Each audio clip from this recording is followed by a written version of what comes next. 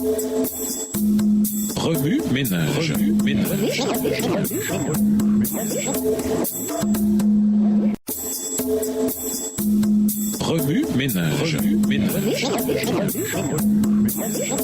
Bienvenue dans votre émission Remue ménage. Nous voilà à la leçon de mercredi. Invité, Jésus a subi les malédictions pour vous. Voici la partie la plus passionnante des malédictions de l'Alliance. Les gens ont souvent peur de ces malédictions parce qu'elles semblent aller à l'encontre du caractère de Jésus et de l'Évangile. Mais c'est là une incompréhension totale de l'Alliance. Dieu veut d'abord et avant tout nous bénir. C'est pourquoi les bénédictions viennent en premier. Il veut tellement nous sauver et nous bénir qu'il est prêt à passer beaucoup de temps à nous envoyer des avertissements lorsque nous empruntons le mauvais chemin. Ces avertissements prennent souvent la forme de certaines malédictions, comme nous le voyons dans les livres des juges, de Samuel, des rois et des chroniques. Cependant, les malédictions complètes sont le dernier recours de Dieu. Il ne s'en sert que lorsque la nation s'est totalement livrée au mal et que les petites malédictions ne fonctionnent plus. Et cependant, même lorsqu'il envoya Israël en exil, il en sauva un reste. Deutéronome 30 rappelle au peuple que Dieu le ramènera de l'exil et que cette ultime malédiction a également un but rédempteur. Tous les prophètes soulignaient non seulement le caractère inévitable de l'exil si le peuple persistait dans son péché et sa rébellion, mais aussi le fait que Dieu avait toujours un plan pour le ramener à lui et dans leur pays. En outre, lorsque Dieu apporte les poursuites judiciaires de l'Alliance, essentiellement une alliance, mais montrant où le peuple l'a rompu,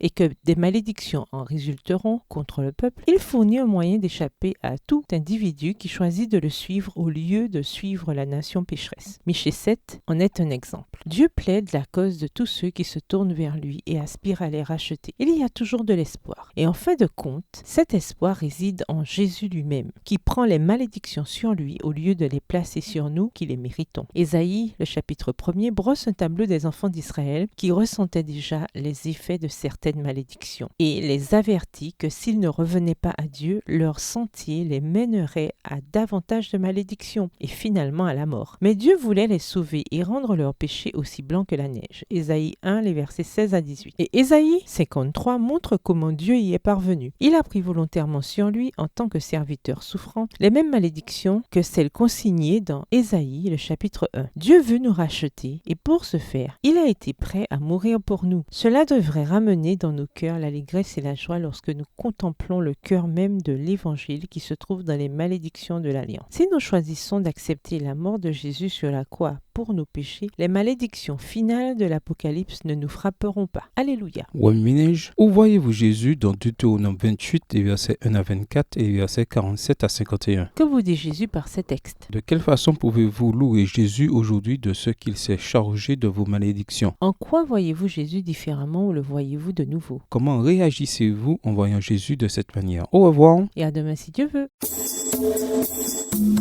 Remue ménage. Remue ménage.